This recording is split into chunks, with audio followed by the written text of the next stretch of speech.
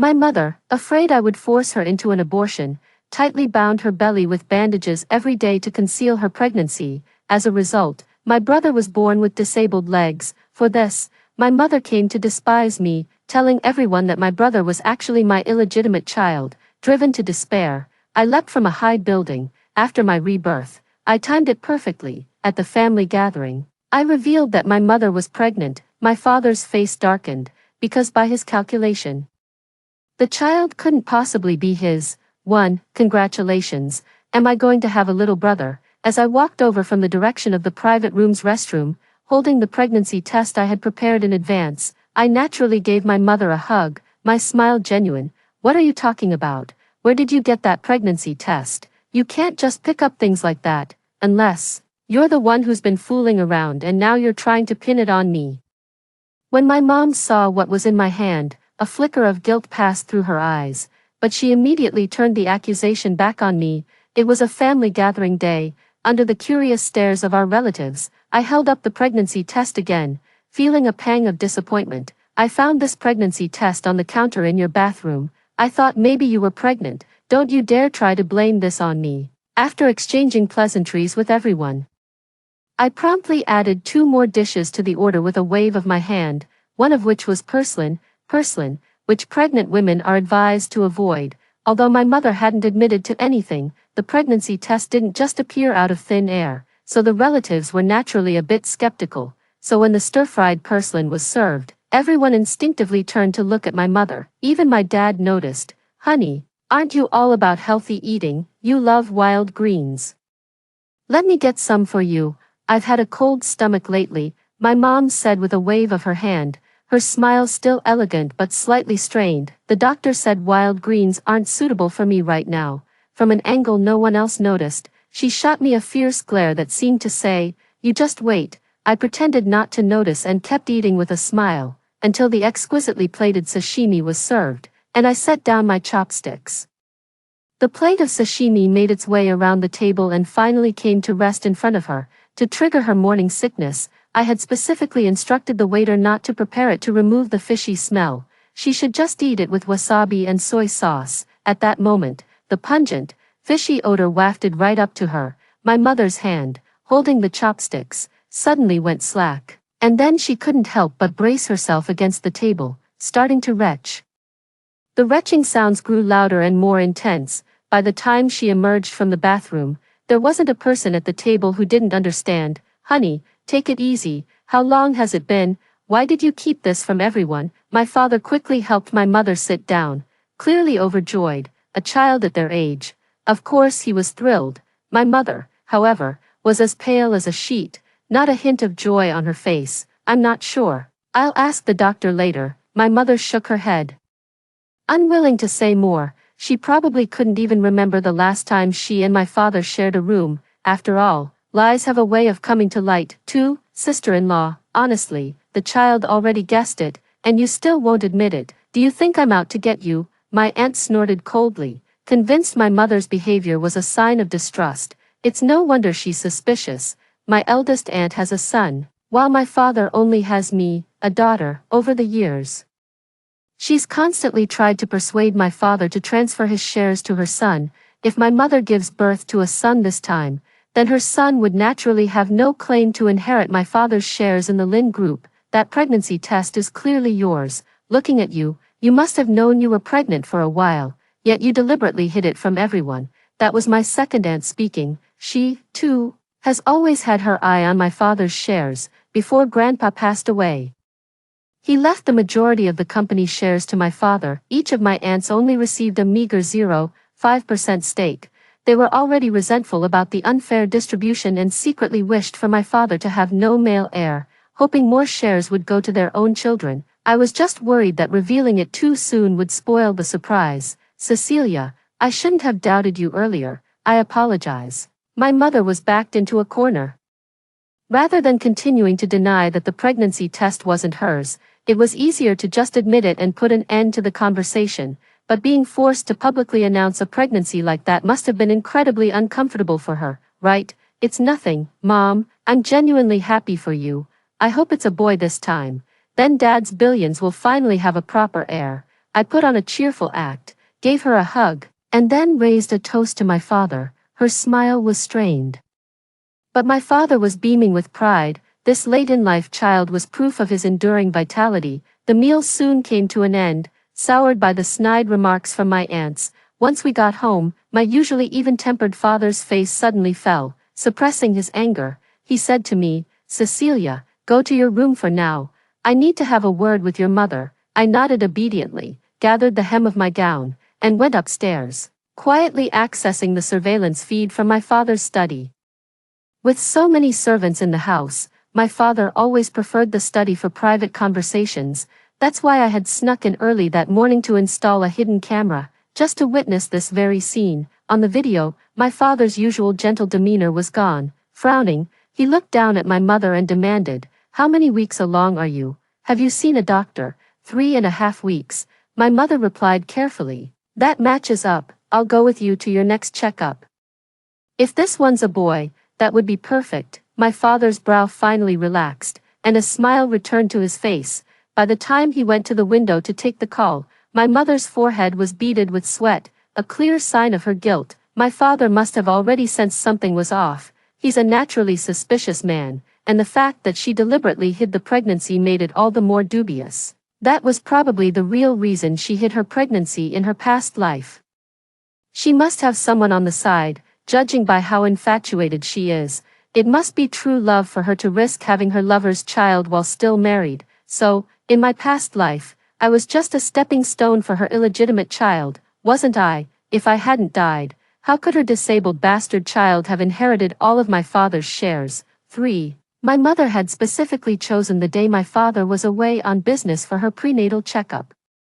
But how could I let such a perfect opportunity slip by? Over breakfast, I said to my dad with a smile, "Let me handle the shaman trip for you. Mom has her prenatal checkup today, so you should stay and keep her company." "No need, I can manage on my own," my mom quickly protested, her voice faltering with guilt. She grew pale, and the spoon in her hand trembled slightly. "You really should. You're having a baby later in life, so it's only right for Dad to be there for you and the little one.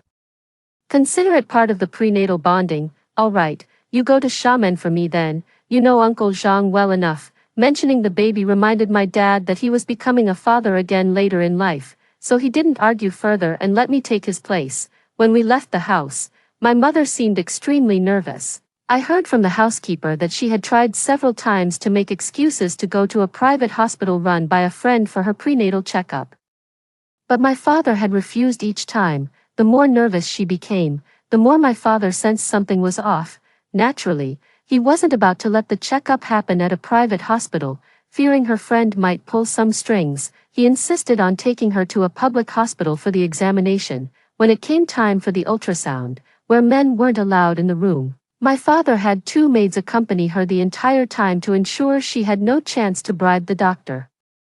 They soon received the pregnancy report. The fetus was 5 weeks and 3 days old. When he saw the pregnancy test report, my father's face instantly fell. "I didn't touch you during those days. I was in England on a business trip." "Whose child is that in your belly?" "Maybe I'm misremembering. There was one day you were drunk, and I helped you back to the room. That's when it happened. We're an old married couple, so I didn't mention it." "You probably don't remember either. There's a security camera in the living room. You can check the footage to see if I helped you that day." My mother continued to make excuses, knowing full well that once she admitted it, there would be no turning back, only divorce, and she had no intention of giving up her life as a wealthy wife. She had no choice but to use that time he was dead drunk to try and bluff her way through. Oh, really? It's true that my father had gotten drunk one of those nights, and when he woke up, my mother was indeed lying beside him. So, this child really could be his. As this thought crossed his mind, his expression softened once more. "Of course it is. After all these years as husband and wife, you doubt me. Isn't it a blessing to have a child in our later years? Why must you be so suspicious of me?"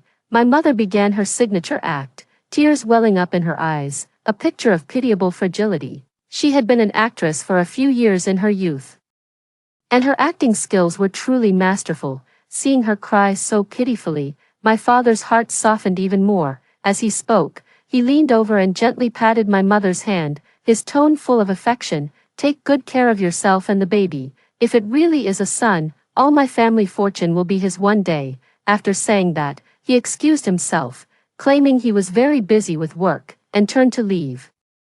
I thought to myself that the suspicion in his heart probably wouldn't be dispelled so easily, because the next day, when I suggested over the phone that my father hire a private investigator to follow my mother, he didn't refuse. Instead, he said, "Find a good one, I'll pay, just make sure your mother doesn't find out. Don't worry, Dad, I won't let some outsider's bastard lay a finger on your fortune. Unless it really is my brother, then I'll accept it." These words pleased my father immensely. He believed his daughter was firmly on his side. Sure enough, right after I hung up, a 5 million transfer popped up on my phone. My dad had left a note, "Consider the extra your allowance," so I hired 2 private investigators at the same time. Fair's fair, one for him and one for my mom. If my mom's got issues, he's definitely no saint either. In my past life, when my mom framed me and got me killed, he didn't say a word, silently letting it all happen. Clearly, my very existence was in his way. This thought weighed heavily on me. If both of them had issues, I'd be caught right in the middle, for, soon after my dad went on a business trip, my mom sneaked off to an upscale gated community. Luckily, I also own a place in that community, otherwise the private investigator wouldn't have been able to get in. The details were quite something. The man my mom was having an affair with was a fresh-faced singer-dancer in his early 20s.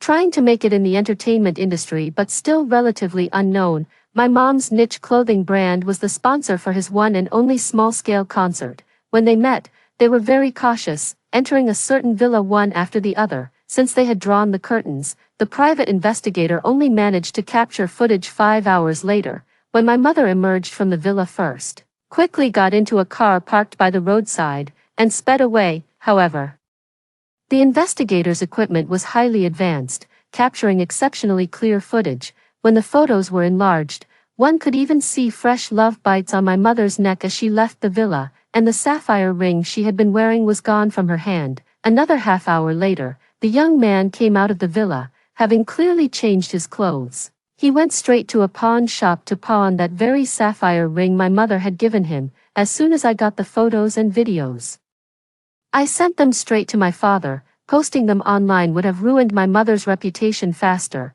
but I needed to maximize my gains. I wanted revenge, but I couldn't let her scandal affect the company's stock price and, by extension, the value of my shares. After receiving the news, my father hung up the phone without a word. The housekeeper said he locked himself in his room for the entire day. 20 hours later, he finally called me. His voice was thick with exhaustion, as if he hadn't slept a wink all night. "You handled this perfectly. Keep it out of the press. I'll take care of the rest." I agreed immediately. After that, I acted as if nothing had happened, throwing myself back into my work and studies. In my spare time, I'd already started helping my father with some company matters, but my primary focus remained on my education. I needed to graduate with top marks to earn my father's approval.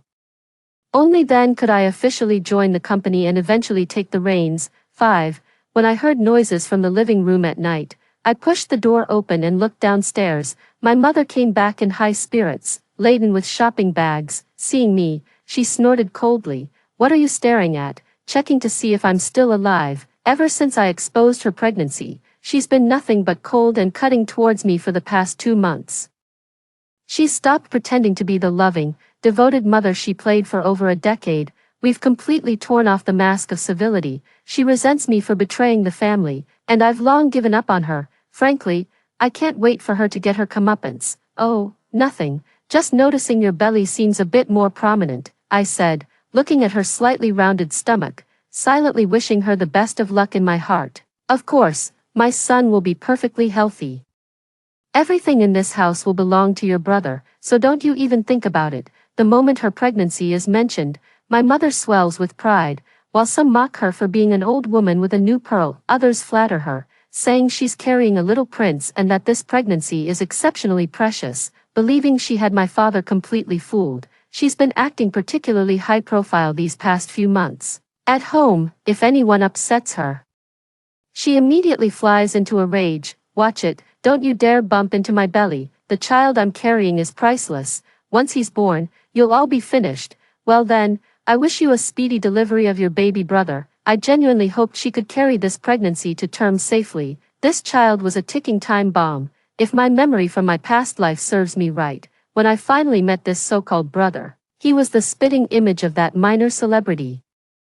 People even joked that I had a star-like look. 6. That night, I used the excuse of wanting to stay on campus and went back to the dorm. I occasionally spend a few nights at school, with me not at home. They can argue without any restraint. I have no idea how their fight went. This time, I didn't eavesdrop and just slept soundly until morning. When I got home, I found the housekeeper cleaning up the study. I stole a glance inside. Anything that could be smashed had been. Porcelain vases and the glass fish tank lay shattered on the floor, and the computer was in pieces. It looked like a scene of intense battle. Where are they? I asked the housekeeper. The master took the mistress to the hospital first thing this morning. Someone said to me quietly, I heard it was for an amniocentesis. Is my mother actually willing? My father still holds a sliver of hope for that child. My mother's skill at handling men is truly something else, even in this situation. She managed to temporarily smooth things over. The mistress had no choice. The master had the bodyguards escort her there. When she left, her face was pale, her knees were covered in blood, and the master's hand was injured. The scene was absolutely horrifying to remember. She had never seen the master fly into such a rage before. I couldn't exactly indulge in my parents' drama openly. After packing some clothes in my room, I asked the maid to relay that I'd be staying at school for the next few days, then hurried out the door. I figured I'd better make myself scarce for a while, so I wouldn't be kept awake by their inevitable argument once they got the results. A few hours later, while I was having lunch in the cafeteria, my mom called. She was sobbing hysterically on the other end. You wretched girl, are you happy now? Your father wants a divorce. And I bet you're the one who put him up to it behind my back. He was willing to give me another chance, and you ruined it, you little homewrecker. So the paternity test results are in.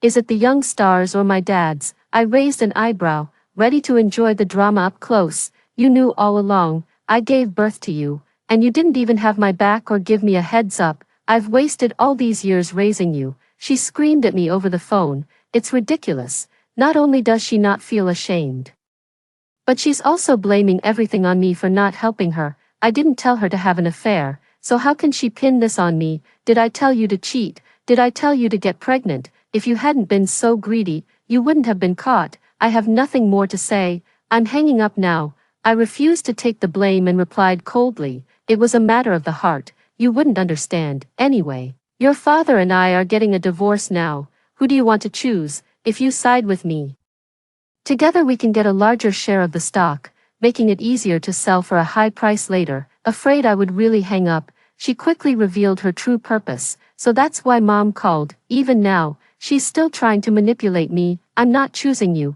You'd choose your father. You're out of your mind. She just assumed I'd pick my dad. No, I choose myself. I'm 18 now, and I'm not going with anyone. Don't even think about laying a finger on what's rightfully mine. With that, I hung up the phone, since I had put the call on speakerphone to prevent her from later pinning her cheap son on me out of revenge. My roommates in the dorm had heard every word of our conversation loud and clear. A scandal this juicy will keep them busy for a while. Once they've chewed it over, the whole school will know. But without concrete evidence, this gossip won't be enough to hurt the company's stock price. 7. After my afternoon classes, my dad came to pick me up, in the car. He handed me a document. Sign this, he said, and you'll always be my precious daughter. I picked it up and looked. It was a waiver of inheritance rights. Did he really think I was that naive? Do I look like an easy mark to you? I'm not signing it. Before his face could even fall, I pulled up a series of videos on my phone and sent them to him. I think you need to see these first. This is the result of a previous private investigation, and now it's my lifeline. It's all evidence of my father's marital infidelity, including a 6-year-old illegitimate child and his secret mistress. That must be why he let my mother get away with killing me in my past life. He was probably hoping my mother and I would destroy each other, so he could swoop in and leave everything to that bastard son of his. You investigated me, I'm your father. My father's kindly face twisted with rage. He probably never expected that my suspicions extended to him, not just my mother. My mother has wronged me just the same. Cut the sanctimonious act. Let's stick to the facts. He and my mother are preparing for divorce now. If evidence of his infidelity surfaces at this point, it would put him at a disadvantage during the asset division. Naturally, he's both anxious and furious right now. After that, I started laying out my terms. I don't want your shares. I want the luxury penthouse under your name in the city center, the villa in the suburbs, the 3 shops on Qingjing Street, and 100 million as seed money for my venture. In return, I'll stay out of your business with my mother, and I won't hand any of this over to her. My father's expression finally relaxed a little. He knew perfectly well that what I was asking for was a drop in the bucket compared to the shares worth hundreds of millions. Compared to my mother's insatiable greed, I look positively adorable. I agree, but you have to agree to one condition of mine. Have dinner tomorrow with your brother and his mother, and acknowledge his status as the future heir. He quickly gave in. I agree, a perfect chance to get under my mother's skin. How could I possibly refuse? Can these videos be deleted? He was afraid I'd keep using them to threaten him, or even sell them. I have plenty of backups. I'm a smart person. I don't want us to destroy each other. In the future, when I marry into a family of equal standing, I'll still need you as my backer. We can help each other succeed. Did he really think deleting them would solve all his problems? True to form, my father didn't say another word. He politely had someone escort me back to school. Only I understood. I had to ask for just the right amount, nothing more, to ensure he would let me live. If I asked for too much, he'd kill me out of sheer greed. Unwilling to part with his money, if I ask for too little, he'd think it's a stalling tactic, that I'm plotting something sinister, and then look for a chance to get rid of me. Now, I'm asking for just the right amount. It shows my greed, but also my willingness to side with him. He has no reason to take the desperate risk of having me killed. 8. However, my mother wasn't content to just get a divorce. She wanted too much. The money, the house, the shares. And even for that illegitimate child to be born safely. The very next day after my dad asked her for a divorce, my mom pulled some strings and got herself a guest spot on a live streaming reality show. She used to be in the entertainment industry, and with her current title as the CEO's wife, slipping back into that world was a piece of cake. During a casual chat on the show, my mom suddenly burst into tears, sobbing, "My husband and I have decided to divorce. Our 20-year marriage has come to an end. I just feel so sorry for the child I'm carrying." She was banking on my dad's pride, confident he would never air the dirty laundry about being cheated on in public. She wanted to use public opinion to make my dad go easy on her. Her reckless move instantly sparked a wave of online backlash against my father and our family's conglomerate, causing the stock price to dip as well. She miscalculated. She thought my father feared public opinion. But what he truly fears is any threat to his interests. Her actions inflicted heavy losses on the company, so my father immediately ordered a blacklisting of the young gigolo she was keeping. After losing several jobs in a row, the guy got so scared he broke up with my mother on the spot. No matter how my mother pleaded, it was useless. The gigolo bought a plane ticket that very night and fled abroad, vowing never to set foot in the country again. But this was only the beginning. Once my dad decided to act, it was never going to be just a simple warning. He took the evidence of my mother's affair, which he got from me, and posted it directly online using the company's official account. He stated outright that the assets had been divided and that legal divorce proceedings were underway. The young idol's fans and curious onlookers quickly flooded my mother's Weibo comment section, unleashing a torrent of abuse. "Our brother is barely in his 20s.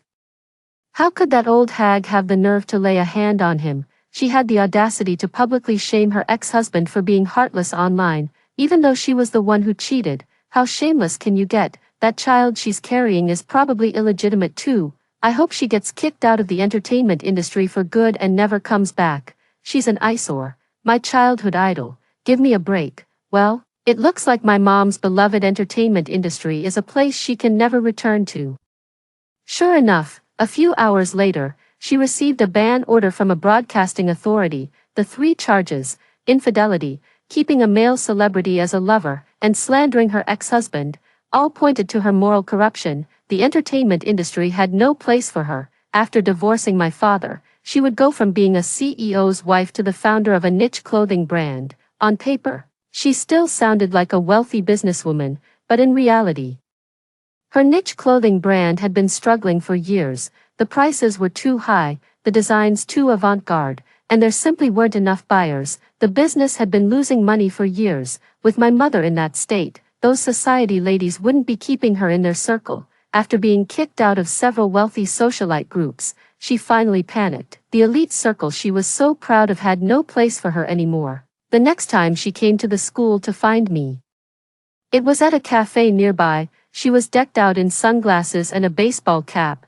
completely disguised, terrified someone might recognize her as my mother. She looked like a frightened mouse scurrying across the street. "Cecilia, you have to help me. I want to apologize to your father, but he refuses to see me. I've tried everywhere I can think of. Please, just pass on a message for me. I need to see him, but Dad won't want to see you, unless it's at the Civil Affairs Bureau. But those shares, I think they're too few." She wanted more. "Then there's nothing I can do.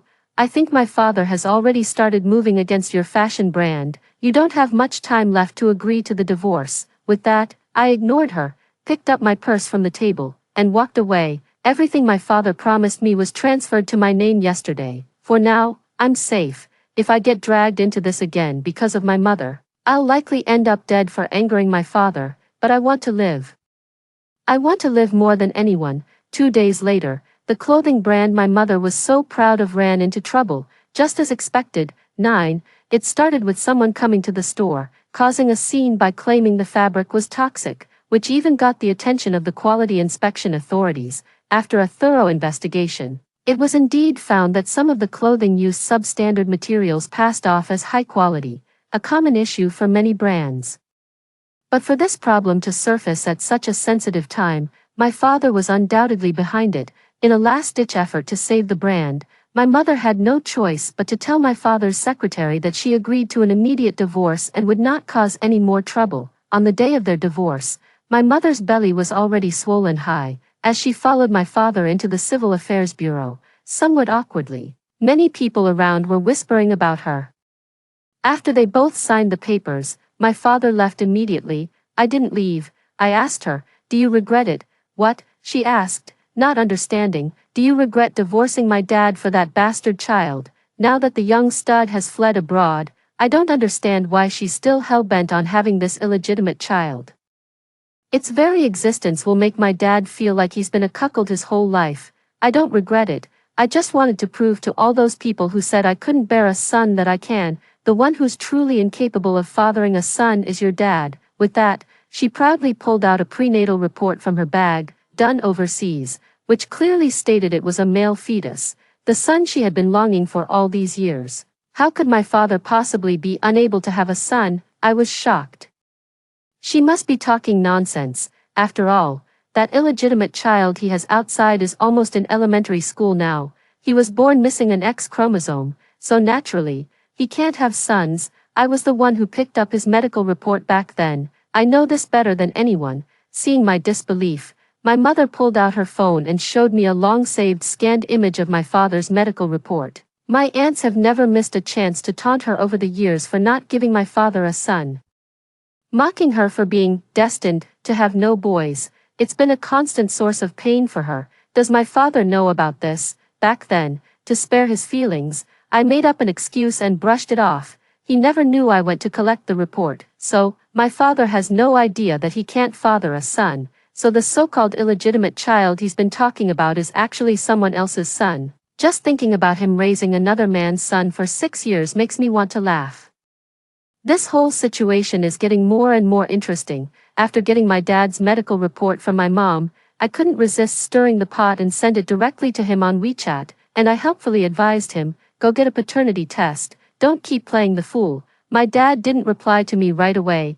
I guess he's probably panicking himself right now. He didn't reply, but that didn't stop me from enjoying the drama. The very day my mom and dad got divorced, my dad's mistress couldn't wait to move into our house, kid in tow. Thanks to our home security cameras, I had a front row seat to everything that happened next. 10. Before the mistress could even put her bags down, bodyguards suddenly burst in, dragged her kid out, and shoved him into a car. I heard they were taken to a paternity testing center where my dad was already waiting. A few hours later, the rush results came in. As it turns out, that bastard child isn't my father's either.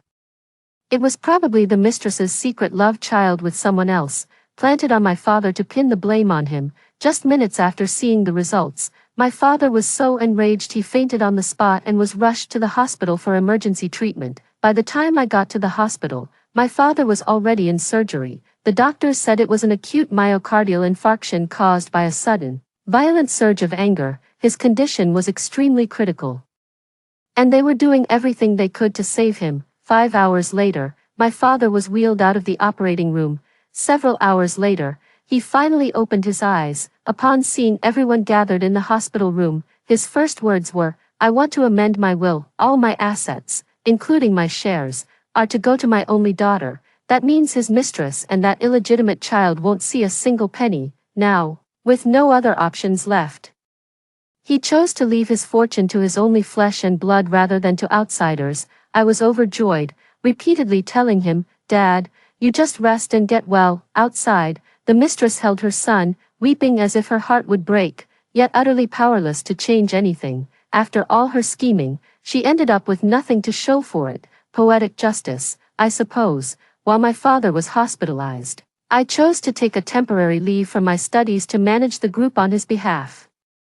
By the time he was discharged, the group was firmly under my control, and I had become its de facto helmsman. As for my mother, a few months later, she gave birth to a fair and chubby son, the son she had been dreaming of day and night. The baby was healthy and bore a striking resemblance to that young, handsome man, which kept her spirits high for quite some time. However, after leaving my father, her clothing brand quickly went under, leaving her deep in debt. To settle it, she had no choice but to sell her shares in the group to me.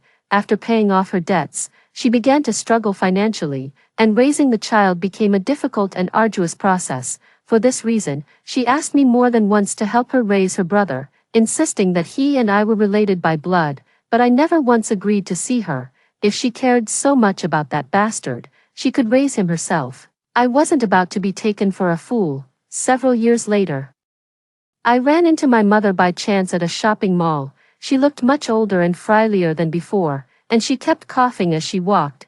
There was no little boy by her side. I later asked around and found out that, struggling to make ends meet, she had ultimately given the child up for adoption 2 years prior. In the end, it was all for nothing, and I got nothing out of it. The end. Story 2. My dad got promoted and a raise, and he asked me to pay for the whole family to go to the seaside for a trip. I asked, why? They said, "What have you studied? You don't know how to be filial to your parents at all." My younger brother persuaded me that we were all family and shouldn't be so fussy. As a result, I was overworked, and when I arrived at the hotel, I had a high fever and couldn't stop. I begged my so-called family to buy medicine for me, but they threw me aside in disgust.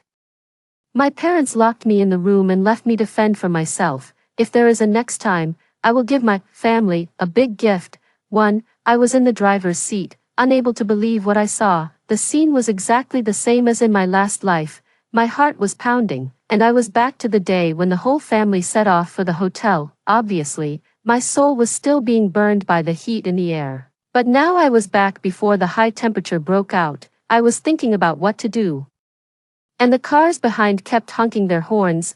"Harper, what are you doing? Drive quickly. That damn horn is so loud that I can't even hear my game." In the back seat, my younger brother Dylan kicked my seat impatiently. After thinking it through, I came back to my senses and drove in another direction. If I said I wouldn't go now, it would arouse suspicion. I'd better escape after we got to the hotel.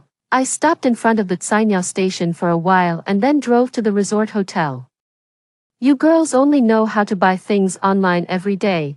It's a waste of money. You might as well buy something to eat for your younger brother. When my dad saw my express delivery, he turned into an education expert and gave his pointers. It was already noon when we arrived at the hotel. After parking the car, I only took the express delivery I just got and left all my luggage behind.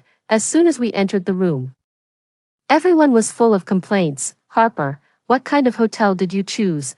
There isn't even a computer. It's not as good as the esports hotel I liked." When my parents saw that their precious son was not satisfied, they echoed, "Your sister has worked hard and paid for it. But Harper, you should have listened to your brother. This hotel isn't very good either." I used to think that my mom was the only one who was good to me in this family, but in my last life, she was the first one to suggest leaving me in the hotel. I didn't plan to indulge them. I said everything I didn't dare to say in my last life. If you don't like it, let him pay. If you can't pay, stop complaining. Harper, what do you mean? I used to be as timid as a quail and always endured Dylan's behavior. Now Dylan stood up angrily. Stop, Harper, your brother is still young. He just said it casually. Girls shouldn't be so hot-tempered. Elijah slapped the table and shouted, Yes, Harper.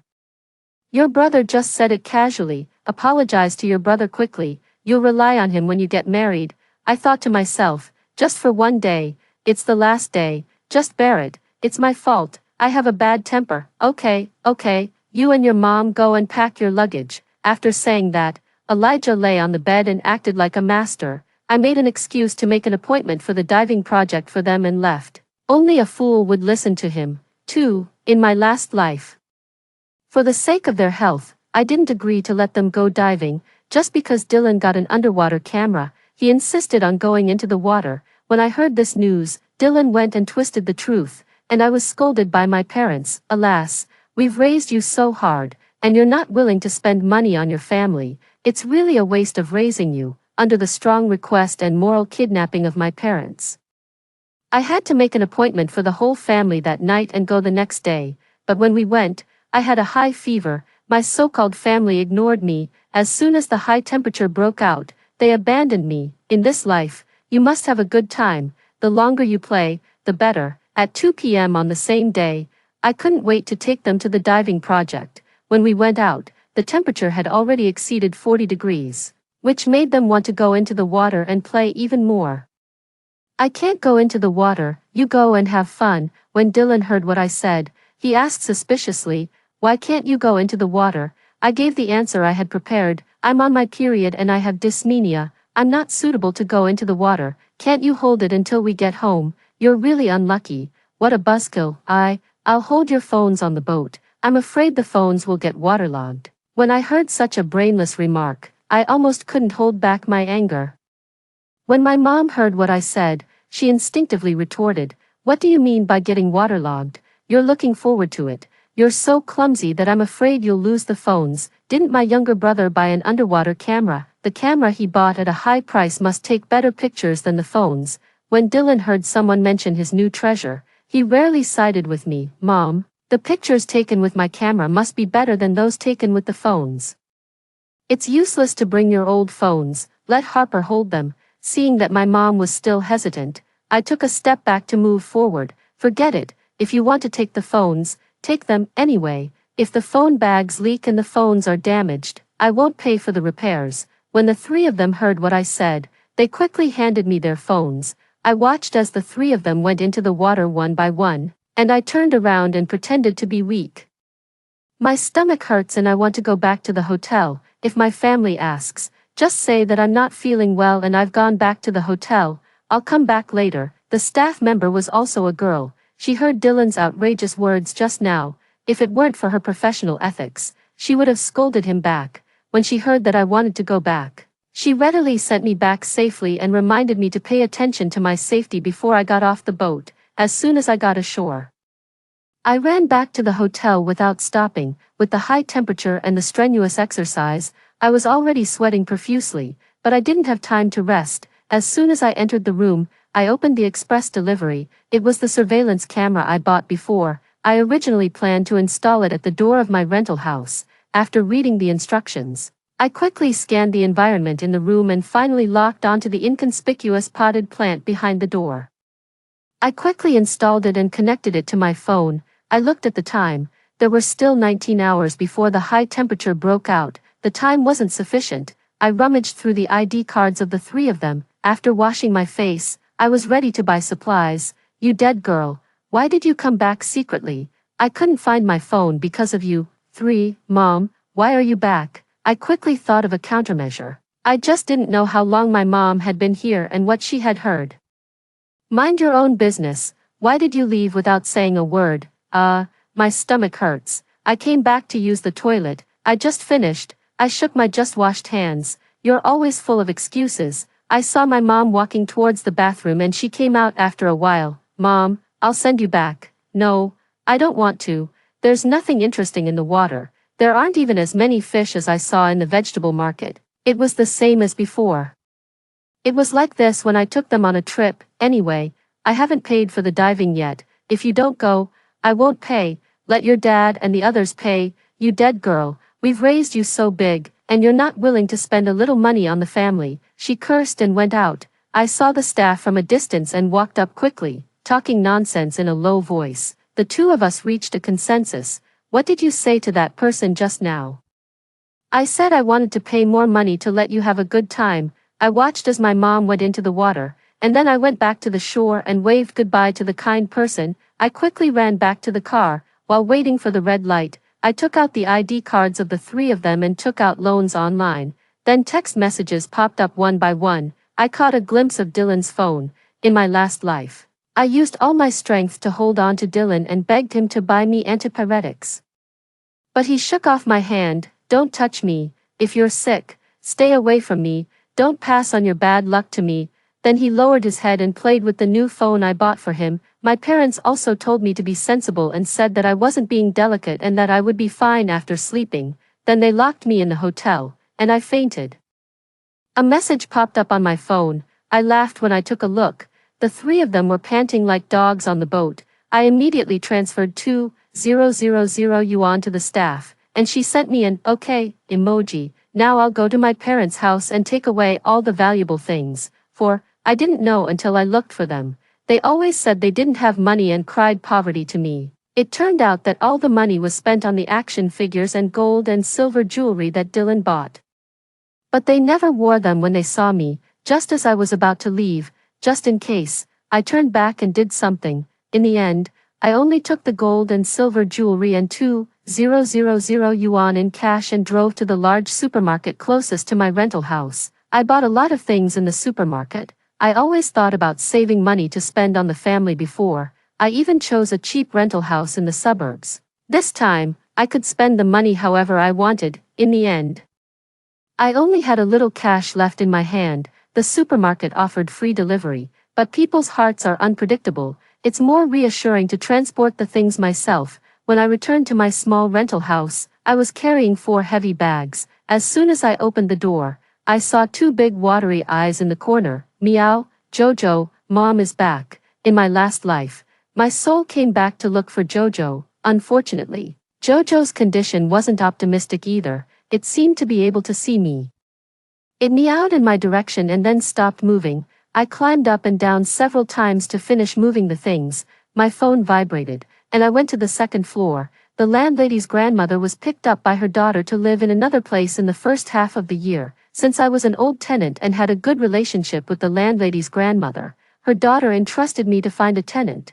I made an excuse that a friend of mine wanted to rent the top floor. I found the key hidden under the carpet and opened the mailbox downstairs. Finally, I got a small bunch of keys.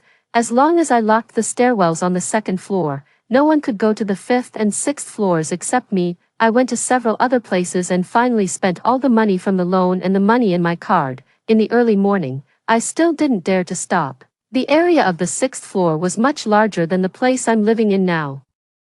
I cleaned the upstairs and moved all the supplies up and organized them. Time passed quickly. There were still 4 hours before the high temperature broke out. I couldn't hold up against the physical exhaustion and rested for an hour. At 5 a.m., I was busy again. Finally, it was all done. Lying on the bed, I thought back. I locked the stairwells on the 5th and 6th floors with several chains and installed the last surveillance camera on the 1st floor. I lay on the ground relieved and enjoyed the air conditioning. The shrill ringtone of my phone rang, waking me up from my light sleep. Just one look made me lose all my sleepiness. It was Dylan. I had already taken their phones. Where did he get a phone? 5. While I was thinking, because no one answered the phone for a long time, the call was automatically hung up. I got up and checked the surveillance camera installed in the hotel, not understanding which part had gone wrong. I saw the 3 of them kicking open the door angrily and cursing me non-stop. The curses were really dirty. They even cursed themselves. I guessed that the staff had worked hard secretly during this time. The nonsense I said before was that I was abducted by this family when I was a child. Now I was going to do a paternity test, but they couldn't find out. I gave her 2,000 yuan and asked her to hold them back for as long as possible, unexpectedly. She was so efficient that she held them back until the next morning. My parents were still talking, and Dylan was rummaging through his suitcase. Sure enough, he found an old phone soon. I was too hasty. I didn't see this phone when I was looking for the ID cards before. But even if he had a phone, so what? When the high temperature broke out, they couldn't escape from the hotel unless the Jade Emperor came. At this moment, the phone rang again. I waited for a while before answering it. Harper. Where the hell are you? You took so long to answer the phone. We left our phones with you, and we couldn't find you anywhere. What kind of lousy diving did you find? It almost killed us. There wasn't enough oxygen underwater. I almost died. You'd better complain about them quickly. Why aren't you talking? Are you mute? I pretended to be weak and said, I had dysmenorrhea yesterday and fainted from the pain. I'm still in the hospital. I'll ask a runner to send you your phones later. Don't leave the hotel. Just wait at the hotel entrance, or he won't be able to find you. You have so many things to deal with. Hurry up. I looked at the time. There were still half an hour left, and the temperature would suddenly rise. Soon, the water and electricity would be cut off, and the food would go bad. Let them keep waiting. Just wait at the entrance. It'll be there in half an hour. I hung up the call. Just wait. I won't come even if you die. Not long after I fell back asleep. I received another call. Why hasn't it come yet? I'm sweating all over from waiting. Where's the phone? What the hell are you doing? I'm warning you. Come right now. Get out of the hospital. I looked at the time. The high temperature had already broken out. I advise you to save your saliva, otherwise, you'll have nothing to drink but urine. What about you? Are you crazy? You think you're some kind of boss? You have no money and no shame. You're holding it in. Why don't you stick that thing with 502? My dad turned into a big education expert again. How do you talk to your brother? You're a girl. What you say is shameless. There are elders beside you. Can't you be sensible, old bastard? I don't want to talk about you. You're in your 50s. And you don't have a house or a car. You keep sucking the blood from your daughter. When you got promoted, you asked your daughter to pay to show off. Your son is even better at pretending than you. Sensible. I didn't see you being sensible. You didn't even support your grandparents when they begged at the door. They said it's better to raise a dog than to raise you, a white-eyed wolf. At least a dog will wag its tail at people. You're the one who's really shameless. I watched the two people on the surveillance camera. They were so angry with my series of words that their faces turned red. Finally, it was my mom's turn to speak. In my last life, my mother kept PUAing me. It made me lack confidence since I was a child and made me willing to give everything to them. I didn't see the ugly faces of their family until I died. Harper, your father and your brother only said a few words to you because the weather is too hot. Your father and I have worked hard to raise you and love you so much. You should learn to be grateful. Enough, Mom. I know how you treated me all these years. You didn't give me even a single cent for my studies. If you had stayed in the hotel properly, you might have a slim chance of survival. I had already repaid the kindness of them giving birth to me in my last life. Now, I don't care whether they live or die. They kept chattering. When the high temperature broke out, the ground temperature reached 3 digits. Only at night did it get a little lower. But still, no one dared to go out, and I just turned on the air conditioner at 16 degrees every day and watched the 3 of them on the surveillance. At first, the 3 of them were fine in the hotel, until a week later, I heard their conversation. Mom, the hotel said they won't provide food starting from tomorrow. What should we do? Fortunately, the potted plant where I hid the surveillance was fake. Otherwise, when they were extremely hungry, even the potted plant wouldn't be spared. I took the initiative to send 2 photos. One photo was of half a seedless watermelon. The rind was thin and the flesh was red, and there was a spoon inserted in it. In comparison, the watermelon looked even bigger and more delicious. The other photo was of the refrigerator full of food. There were so many kinds of meat that it almost overflowed. Dylan, I'm in your esports room now. I'm playing on the computer, turning on the air conditioner, and eating the watermelon. It's so cozy. It's a pity that all these were originally yours. If Dad hadn't insisted on going on vacation, you could enjoy it too. I bought a lot of food and piled it at home. Only a fool would let them know my real address. They were so blind that they definitely couldn't tell that the photos were fake. These 2 photos were the result of my hard work for several days. There was a crack on Dylan's face in the surveillance. After seeing the photos and the message, he didn't hesitate to lash out at the phone.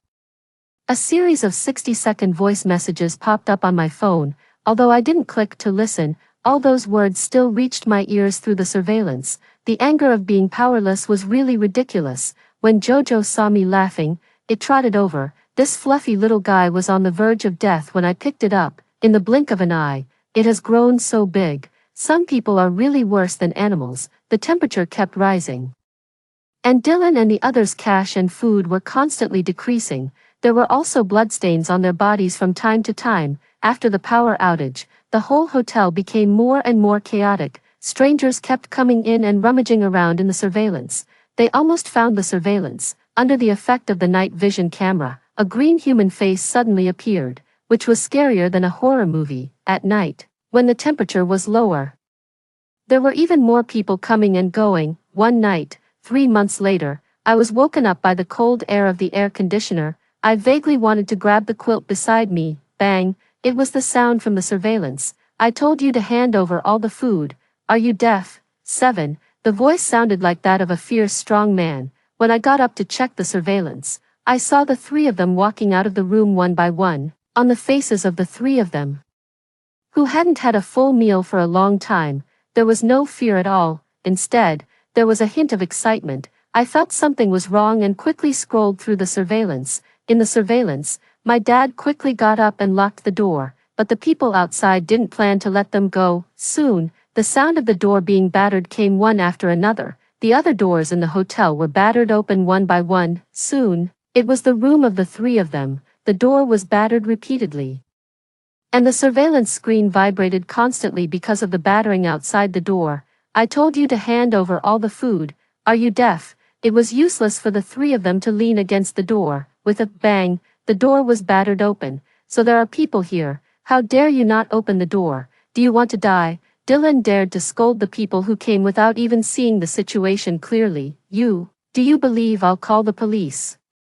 The strong man who entered first stared at Dylan with an unclear look in his eyes. For a moment, Dylan felt a little scared. What are you in a daze for? The man who came in later nudged the strong man. Hand over all the food, otherwise, don't blame my axe for being ruthless. The man held the axe and warned. Looking down at the 3 of them, my mom's face turned pale, and her lips trembled as she replied, We don't have any food to give you. Just as the man was about to speak, the strong man beside him walked forward and looked at Dylan excitedly. If there's no food, he can be a substitute. The strong man grabbed Dylan. Even Dylan, as stupid as he was, realized what was about to happen to him. No, I don't want it.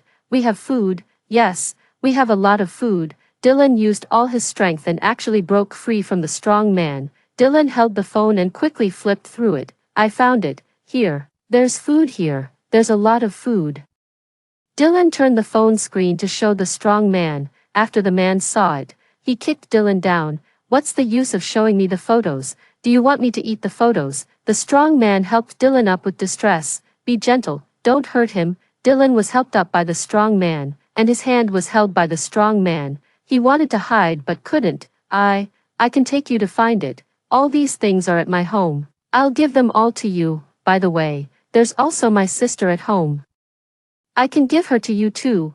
I just beg you to spare me. If you spare me, all those things, including people, will be yours. The strong man and the man looked at each other and then readily agreed. It was a happy ending for them. The 5 of them took advantage of the slightly lower temperature at night and quickly left. It seemed that they were going to come back to find me. Then, as a member of the family, I'll send them a little gift to show my sincere feelings. 8. I skillfully controlled the drone and sent the gift over. It should arrive before they get home. 2 hours later, the drone successfully delivered the gift. Out of the corner of my eye, I saw another monitor. In a hurry, I controlled the drone in the room to turn around and hide under the dark bed. They had entered the house. Just in case, I installed a surveillance camera. It was installed inside the robot vacuum cleaner. Only that position met the requirement of being hidden. And I could also control the robot vacuum cleaner to move through my phone. In the other monitor, it showed that my dad entered first. After confirming it was safe, he respectfully invited the strong man and the man in. The sun hadn't come out yet, but all 5 of them had sunburns of different degrees on their faces. When everyone walked into the living room, Dylan was scared silly. The dream of a room full of supplies shattered into pieces, just like the windows in the hall. When they rented this house, my parents told me that there was no money at home, and since they raised me, I should pay for it. The windows facing the sun couldn't bear the long-term direct sunlight and burst open. It must be in the room, it must be. Dylan was in a hurry and walked towards his esports room, the moment he opened the door. He was stunned. It's a pity that the surveillance couldn't capture Dylan's expression. I believe it must be very wonderful. The strong man put his hand on Dylan's shoulder. Is this what you said? A lot. Maybe it's not this room. Dylan got rid of the strong man and quickly searched the remaining rooms. He didn't even spare the small room that had become a storage room. He stood by the bed, and through the drone under the bed, I heard the rustling sound of paper rubbing. It should be that Dylan saw the gift I sent. Did you find it? The strong man's question came from the living room. Dylan quickly threw the gift I sent deep under the bed. No, not yet. 9. Harper, by the way, the refrigerator. There's food in the refrigerator. Dylan opened the refrigerator eagerly. The refrigerator, which was full before they left home, now only had some zombie-like meat and vegetables that had turned yellow and rotten. I found it. There's food here, Dylan shouted excitedly. Everyone followed the sound. At least there's food.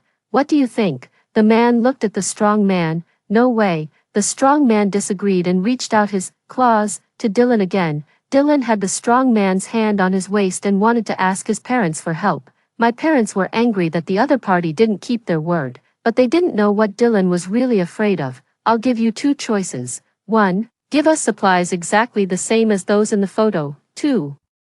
If you don't have that much, you can be a substitute. Then, the strong man moved his hand down and pinched. Dylan shuddered. Is there no other choice? The strong man didn't speak, but he pinched again. The man was used to the strong man's behavior. Don't disturb my sleep. After saying that, he turned around and made demands on my parents. Dylan was pulled into the nearest room by the strong man, and it happened to be the room where my drone was.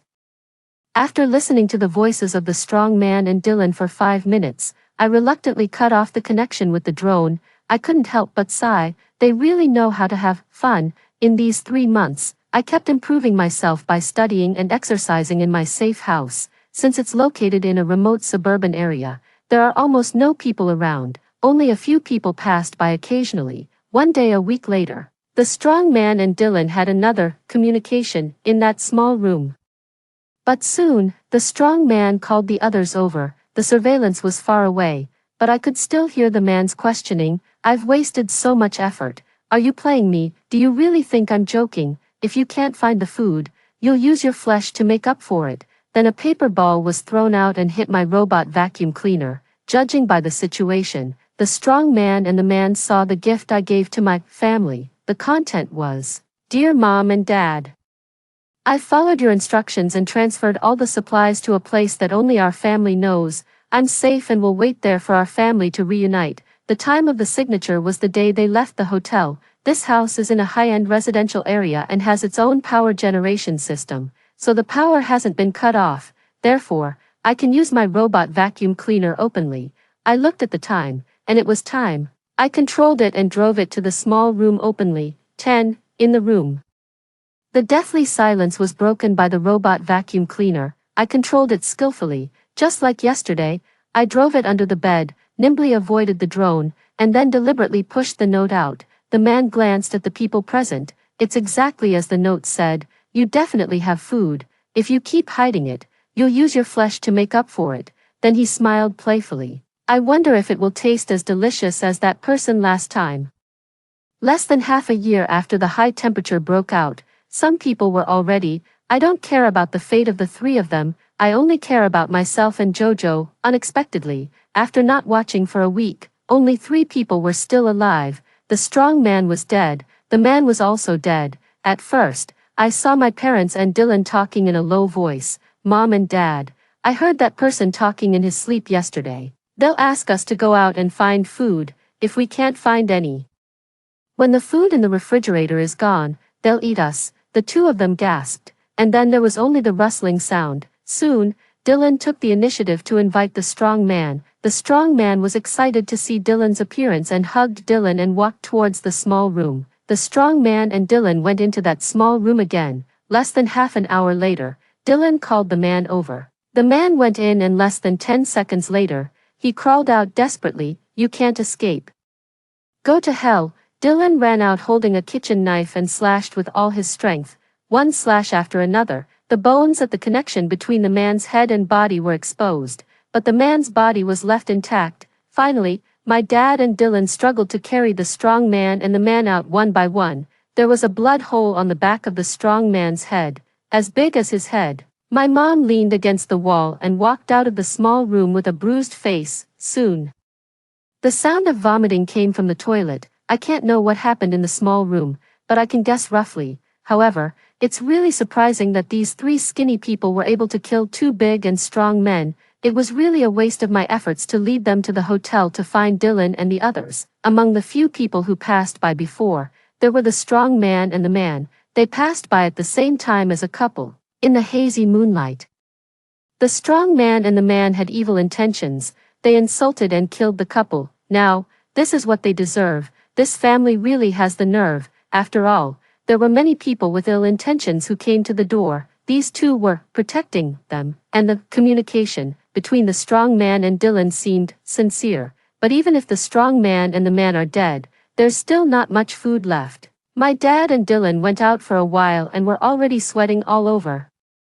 Not to mention the temperature outside, it was almost like an oven. A month later, except for my small room, which no one searched, they were so hungry that they even tore apart and ate the leather sofa. The three of them were barely alive, leaning against the wall. Dylan seemed to think of something and secretly said something to my dad. 11. My dad thought for a while and then nodded and went out with Dylan. As for my mom, she was so hungry that she fainted. The two of them came back with pale faces. Dylan wanted to vomit but had nothing in his stomach to vomit. "Dad, those two corpses they've all melted I even touched them they were sticky and slippery My dad's face was just pale, as expected. An old fox is always cunning. My dad composed himself and stared at my mom. I know they have set their sights on my mom. My mom didn't know it at all. I pity her, but I won't save her. If I were there, the three of them would definitely kill me first to fill their stomachs. I turned off the display screen. The screen of my phone lit up. I saw the new text message on my phone and stood up excitedly. Great, it's finally coming to an end. It was a message from the authorities. The authorities had found a solution. Dylan's old phone didn't have a SIM card, so it couldn't receive the text message. A few days later, I turned on the surveillance again. Unexpectedly, the situation took an unexpected turn. I've worked so hard for this family, for you, and this is how you treat me, Mom, even if you sacrifice for us and this family one more time. I tilted my head and didn't look any further. I didn't hear the imagined cries.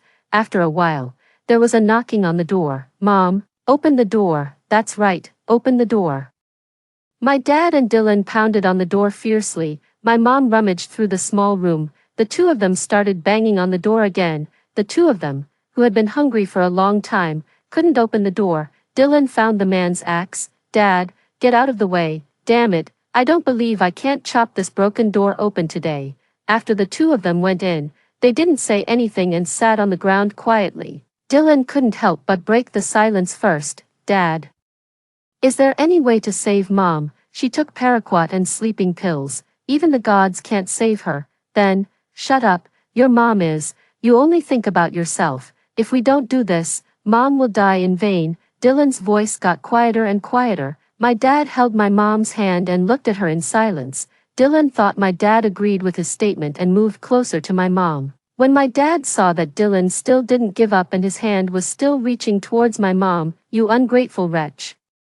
Get away." Dylan was pushed down by my dad unexpectedly and fell to the ground. Dylan couldn't get up from the pain for a while. "Dad, come here. Why is there a drone and a bag of cat food here?" Hearing this, my dad forgot about being sad and also crouched on the ground and looked under the bed. He reached out and took out the drone and the expired cat food under the bed. The two of them wolfed down the half bag of cat food. Jojo exhaled towards the windowsill, and at the same time, shouts came from downstairs. Everyone, listen, we are from the official search and rescue team. If you want to, you can join us for the rescue. We provide food and accommodation. I saw the certificates they showed in the surveillance. They were from the real authorities. Fine, I'm going to meet my dear family. 12. Dad, what are you thinking about? It's creepy at night. Sigh. I always dream of your mom recently. Her eyes were bleeding. And she said she would come back to find us sooner or later. At this time, the door was knocked on. My dad and Dylan were both startled. Dylan summoned up his courage and asked, "Who is it?" "We are from the search and rescue team. We're here to save everyone. Now we need to register the number of people." With a creak, the door was opened. "Why did it take you so long to, brother? Are you okay?" I stepped forward and closed the door behind me. "Dad, it's Harper." I raised my hand to greet them. "Dad, good evening. Have you eaten? It's really rare that you didn't starve to death." My dad didn't dare to say a word. Dylan rushed towards me with his fists raised. I sidestepped to avoid him and stabbed him in both kidneys. He made the first move, and this is just self-defense on my part. "Where's Mom?" My dad was still talking nonsense at this moment. "She's dead, and it's all because of you, you unfilial daughter." I wiped the blood off the knife. And a whistle came from outside. "Team 2, assemble." When it was my turn to summarize, I said, "Report to the captain. There's no one alive in the room. I didn't kill them, but it's hard to say whether they survived or not in the end." I followed the team to continue the search and rescue in this city. I saw countless disgusting things during this time. After a month, the search and rescue of the whole city was over. I changed my name to Nora and moved forward towards a vibrant future. I'm no longer the Xiao Nan that my parents expected. "Nora, are you really not going to the next city with us?" I shook my head and said, "Maybe later, but not now. I'll go when the order is restored, then remember to find me when the time comes." "Okay, have a safe journey." I waved to my comrades, drove home to feed Jojo. Jojo became more and more clingy. Many years later, the city became more prosperous. Because I stayed back then, I got a good job and served the people. Jojo was still with me, but it was too old to move. As for my family, I burned their bodies and threw the ashes in the countryside fields that they were so proud of, where they passed things down from father to son and not to daughters. 13. Extra, I'm going to die now. I don't know why Mom left me behind. Maybe it's because I'm black and I'm not her favorite. There's a human who seems to want to save me. Unfortunately, my life is almost gone. She's really wasting her efforts. When I opened my eyes, I was wrapped up tightly. It doesn't matter. Anyway, I'm going to die. I still have 3 lives left. A week later, I was really saved by this human. "Fine, human, I owe you my life. I will definitely pay you back in the future." This human took me back to her home. It's small and dark. She also told me that she would be my mom from now on. I don't care. Summer has arrived. There are so many bugs. It's so noisy. I'm going to catch them all. It's definitely not because the bugs are disturbing my mom's sleep. I'm waiting at the door for my mom to come back from hunting. This way, she can see the bugs I caught for her as soon as she comes in. I stared at my mom expectantly. She ate them all. I'll catch more next time. I'll catch a mouse. She will definitely like it. I used to think that my mom was the only one who was good to me in this family, but in my last life, she was the first one who suggested leaving me in the hotel. Great. I was just thinking that it's getting hotter and it's hard to catch mice.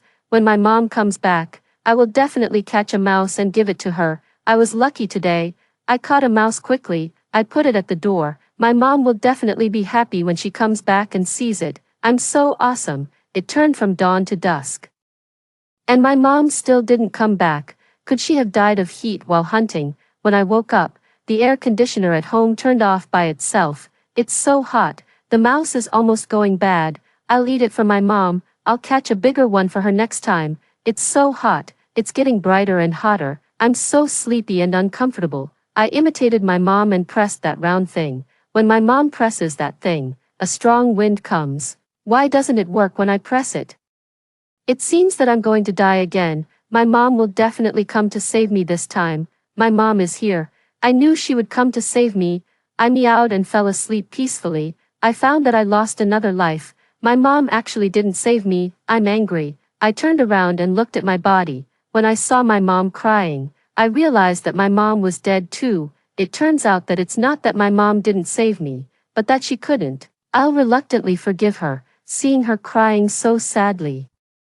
I anxiously found the big cat who controls the lives of us cats. The big cat asked me, "Are you sure? You'll lose one more life if you do this." I said affirmatively, "Big cat, I'm sure. I don't want to see my mom crying." The big cat was helpless. With a wave of its paw, I went back to my mom's small and dark home. I ran to the door and waited for my mom to come back again. I saw my mom come back with a lot of prey. "Jojo, Mom is back." Story 2, The Day Before the Apocalypse.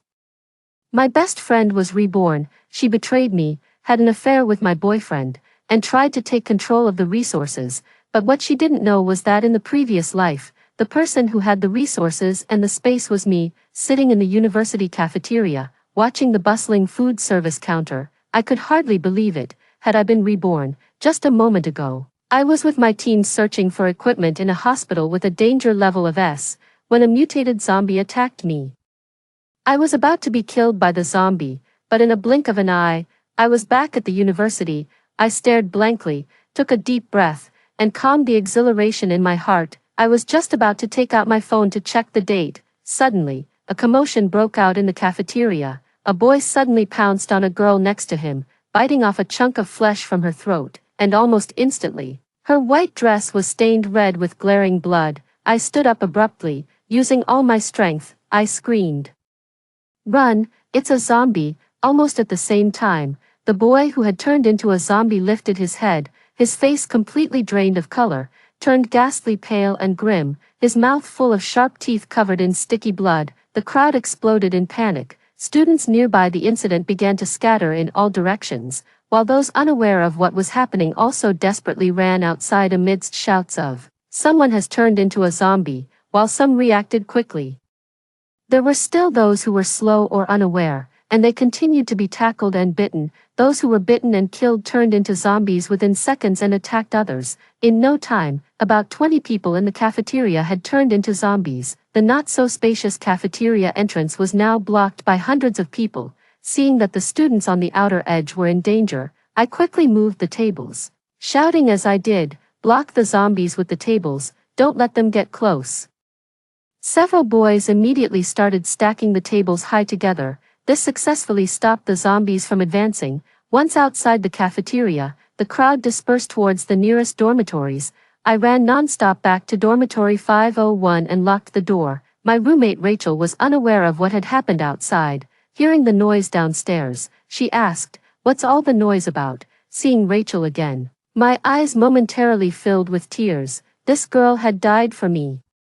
In the 5th year of the apocalypse, I pushed aside my emotions and told Rachel, "A biohazard has broken out. There are zombies everywhere outside." Rachel shrank back. "Don't joke, I'm really scared of this kind of thing." I shook my head and took her to the balcony to look outside. Below our dormitory, it was chaos. Pools of blood were everywhere, limbs and body parts scattered around, and zombified students were attacking those who couldn't escape, biting off chunks of flesh. The bitten people convulsed for a few seconds before turning into monsters themselves. Screams erupted intermittently from the girls' dormitory. Rachel's legs trembled violently. I supported her. "Don't be afraid. We are safe for now." Rachel shakily sat back on her bed, trying to call her family, but the phone didn't connect. After a while, with a tearful voice, she asked, "What about Truda and Pandora?" "They haven't come back yet." In the previous life, both of them had met grim fates. I advised Rachel, "We can't worry about them right now. Our priority is to survive." Rachel snapped back to reality, hurriedly changed into light clothes, and started packing essential supplies. I closed my eyes pretending to rest, but in reality, I was verifying something. Indeed, just like in my previous life, the mustard seed space in my mind has appeared again. It's as big as 4 or 5 soccer fields. Whenever I touch something, I can instantly transfer real objects into this space. Even more fortunate, the supplies I had stockpiled in my previous life are still there. With these, I feel more confident about surviving. Suddenly, a scramble of footsteps and cries for help came from the hallway. Then, the sound of keys jostling and a door lock followed. "Quick, open the door, let us in." It was Truda's voice. The door was locked from the inside. She couldn't enter. Rachel moved to open the door, but I stopped her, looking through the peephole. I clearly saw Truda standing at the door with two unfamiliar men. Dark blood was oozing from a wound on Truda's arm. She had been bitten and would soon turn into a zombie. I solemnly shook my head at Rachel, gesturing for her to notice Truda's arm. Rachel covered her mouth and whispered, "Is she infected?" I silently nodded. In my previous life, after Truda turned into a zombie, we managed to push her out of the dorm in time. But the danger did not end there. The men Truda brought were not good people. They were thugs she met outside of school. During the 3 days we were together, they depleted our already scarce food supply and even harbored monstrous intentions towards us. Eventually, Rachel and I escaped the dorm, narrowly surviving. This time, I would never let them in again. Seeing that no one was opening the door, the two men began to kick it. The thin door panel couldn't withstand their kicks. I quickly figured out a way to deal with them. Mimicking the howl of a zombie, roar, as I howled, I pounded on the door. Sure enough, the noise outside abruptly stopped. Then, hurried footsteps faded away as the group likely ran off. Rachel covered her face and started crying. I knew how devastating it was to watch a classmate turn into a monster. But after living through the apocalypse for 10 years, I had witnessed such scenes too many times, and my heart had turned cold and hard. I was contemplating how to escape when suddenly I heard the door of dormitory 502 next door open. A girl came out, shouting, "Truda, why are you running? And who are these boys? Are they here for a room check?" My heart skipped a beat. Through the peephole, I saw Audrey from my department standing at the door of 502, waving in the corridor. Then, Truda and the two men who had initially run off came running back. I hurriedly shouted through the door gap, "Get back to your dorm, don't get close to Truda, she's been bitten by a zombie." But it was too late. The two men ran into room 502 first. Just as Truda was about to step through the door, she heard my voice and paused. The next second, she was furiously enraged. "Eunice, you bitch. Are you pretending to be a zombie so you won't let me into the dorm?" I deliberately slowed my speech, drawing Truda's attention. "You've been bitten, you'll soon turn into a zombie. I'm just doing this to protect myself." Truda's face turned pale. If Audrey was smart enough, this moment would have been enough for her to escape, but she paid no attention to the wound on Truda's arm. Instead, she frowned and said, "What zombie? It's not Halloween. Are you guys playing cosplay?" She was completely unaware of what had happened downstairs. Through the peephole, I saw abnormal veins burst forth on Truda's face. She was about to turn into a zombie. I yelled, "Watch your back." Audrey rolled her eyes and said, "Stop playing," holding Truda's hand. I was about to enter the dormitory. What greeted her was a sudden bang. The door to room 502 slammed shut violently. Audrey was startled and quickly went to knock on the door. "What are you doing? Open up." Behind her, Truda was undergoing a terrifying transformation. Her zombification was rapid. Just seconds ago her complexion was purplish, and seconds later, her body seemed to accelerate in decay, oozing a foul, thick saliva from her mouth. She sniffed the air a few times, quickly locking onto Audrey. Audrey finally realized something was wrong. She turned around in horror, coming face to face with the zombified Truda. The scream was still stuck in her throat. The next second, Truda grabbed her neck and bit down hard. With a rip, blood sprayed, from the peephole. Rachel saw the scene outside and collapsed to the ground, covering her mouth tightly to prevent herself from screaming. I gritted my teeth, forcing myself to calm down. Just then, my phone rang abruptly. A glance at the screen showed the caller. "Noah, is it him?" I answered the call. "Hello," on the other end. Noah's voice was surprisingly cheerful. "Eunice, where are you?" "In the dorm, outside. There are monsters eating people. The dorm isn't safe. Hurry to the school entrance. I have a car.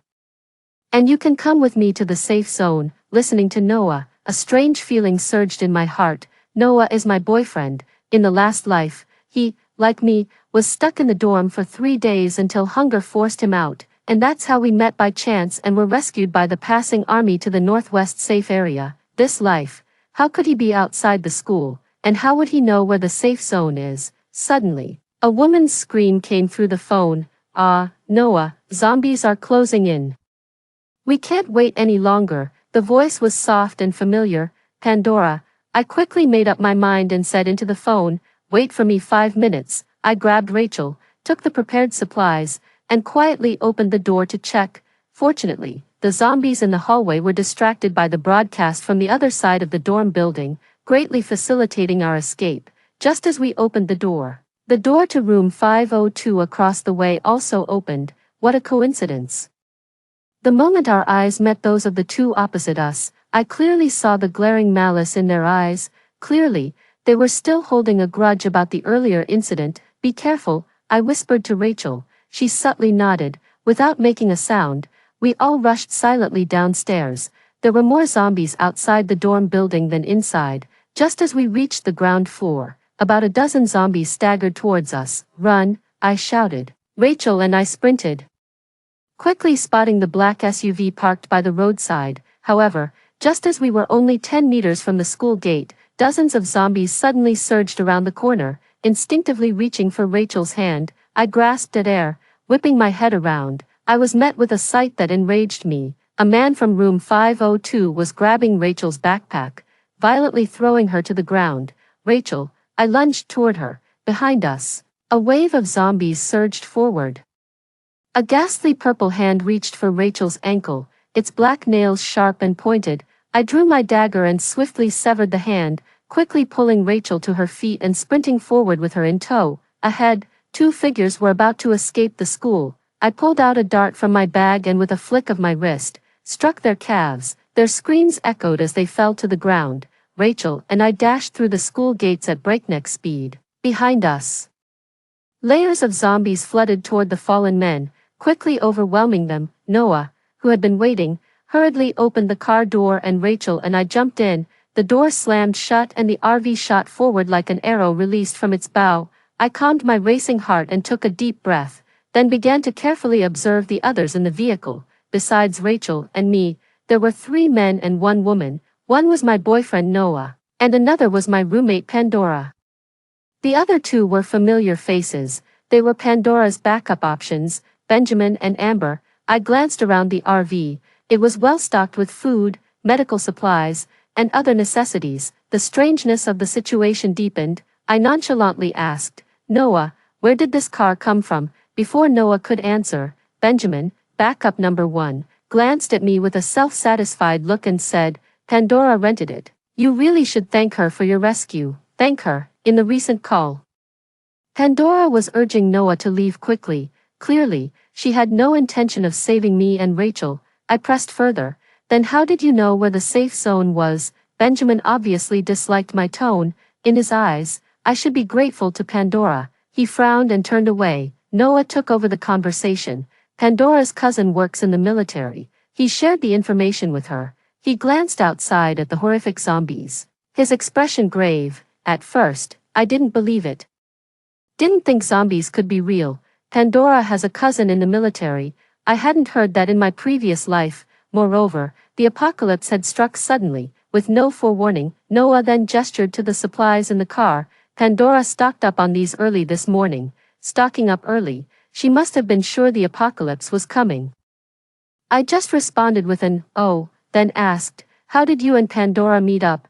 Noah paused, his expression uneasy. Pandora sneaked a glance at him and said, we just bumped into each other this morning. I remained noncommittal. I took a closer look at Noah and noticed 2 strawberry marks on his neck. Pandora was wearing a high-collared sportswear, zipped up to the top, but I could just make out some red marks below her neck. What had transpired between them was clear. In my previous life, they did have interactions, but that was half a year into the apocalypse. By then, I had already established my own team at the base. Officially, my boyfriend Noah was the team leader, but in reality, he was just a figurehead. The core members of the squad were all recruited by me and followed my commands exclusively. On one unexpected occasion, I unexpectedly discovered that my roommate, Pandora, was still alive. She had become a woman in the red light district of the base, out of old friendship.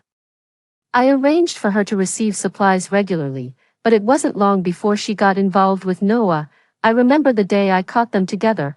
Pandora calmly dressed herself and casually told me, Eunice, Noah has normal physical needs. You're always busy fighting zombies. How could you satisfy him? I just wanted to help you. I asked Noah what he thought. He simply said, I can't be expected to be with just one woman. I considerately let them be and quickly took the core members of my team and left the original squad. Months later, Noah, now shabby and decadent, knelt at my feet, begging for mercy. I just smiled and told him, I never targeted you specifically. If you've ended up like this, it's because you're worthless. Why did these two come together so soon in this life? Thinking of Pandora's proactive hoarding, I had a suspicion. Perhaps Pandora was also reborn. I laughed, if that was the case. Then in her past life, Pandora must have died during Noah's prime, unaware of his later downfall, which is why she rushed to his side so eagerly in this life. In my previous life, I didn't take them seriously, and in this life, they are even less significant to me. However, I am curious to see the expression on Pandora's face when she realizes she backed the wrong horse. As we drove, we occasionally saw pedestrians being dragged and devoured by zombies. And frequent car accidents along the roadside. Approaching 6 p.m., as the sun set, the sky gradually darkened. The howling of the wind carried the eerie screams of zombies, sending chills down one's spine. We reached a small gas station on the outskirts of the city before nightfall. Noah said, It's not safe to drive at night. Let's spend the night here. Everyone agreed. Pandora suggested, We need someone to keep watch. After thinking it over, Noah said, Benjamin has been driving all day. He needs to rest. I'll take the night shift tonight. And you handle the driving in the morning. Okay, agreed, no problem. After a long day of travel, everyone quickly ate dinner and went to sleep. Late at night, the wind howled fiercely, but the zombies' screams strangely disappeared, and the gas station was very quiet. I woke up from a restless sleep, feeling uneasy. I quietly cracked open a window, and suddenly, a strong gust of wind swept through, bringing a pungent stench with it. My heart tightened. This strong odor, not dispersing even in the fierce wind, couldn't possibly come from just one or two zombies. The zombie horde was coming. I quickly stood up and woke up the others. Get up, the zombie horde is coming. We need to leave now. Noah, seeing my actions, frowned. Eunice, are you sure you're not just having a nightmare? It's quiet outside. There's no zombie horde. Pandora, irritated at being woken up, rubbed her eyes.